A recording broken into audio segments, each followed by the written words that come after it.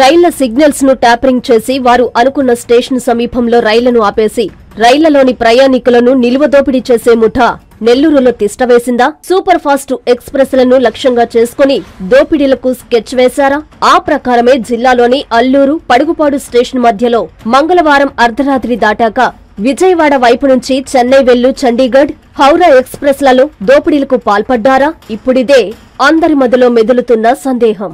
ఈ దోపిడీ ముఠా ముందుగా చండీగఢ్ రైలును ఆపేసి ఎస్ సిరీస్ బోగీల్లోని మహిళలు, పిల్లలు, వృద్ధుల మెడల్లోని విలువైన బంగారు ఆభరణాలు, నగలు, చివరకు తాలిబొట్టులను కూడా వదలకుండా లాక్కెళ్లారు.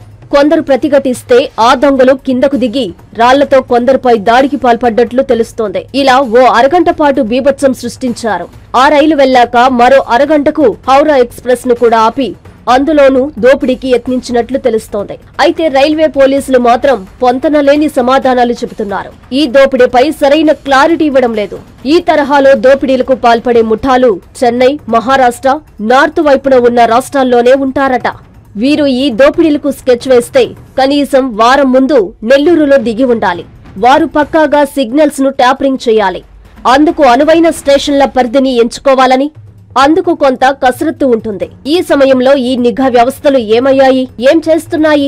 ఇతర రాష్ట్రాల నుంచి నెల్లూరుకి వచ్చి తిష్టవేసి మరీ ఈ దోపిడీలకు పాల్పడుతున్నారంటే నిఘా వ్యవస్థల వైఫల్యమా కాదా? రైళ్ల పట్టాలపై సాంకేతిక సమస్యను సృష్టించి మరీ ఆ 2 రైళ్లలో దోపిడీ చేశారంటే రైల్వే టెక్నికల్ వ్యవస్థ ఏమైనట్లు? సిగ్నల్ వ్యవస్థ ట్యాపరింగ్ అయితే రైల్వే పోలీసులను ఎందుకు వెంటనే అప్రమత్తం చేయలేదు అనే సందేహాలు వ్యక్తమవుతున్నాయి. దోపిడీ దొంగలు అప్గ్రేడ్ అయి టెక్నాలజీ సాయంతో దోపిడీలకు పాల్పడుతుంటే మన రైల్వే పోలీసు నిఘా వ్యవస్థలు ఇంకా ఎక్కడేసిన కొంగలి అక్కడే అన్నందుకు ఈ దోపిడీలు ఓ ఉదాహరణగా తెలుస్తోంది. గతంలోనూ ఇదే తరహాలో తెట్టు, సింగరాయకొండ, కొడవలూరు, మనుబోలు ప్రాంతాల్లోనూ దోపిడీలు జరగడం విశేషం. Ladies and gentlemen, are you ready?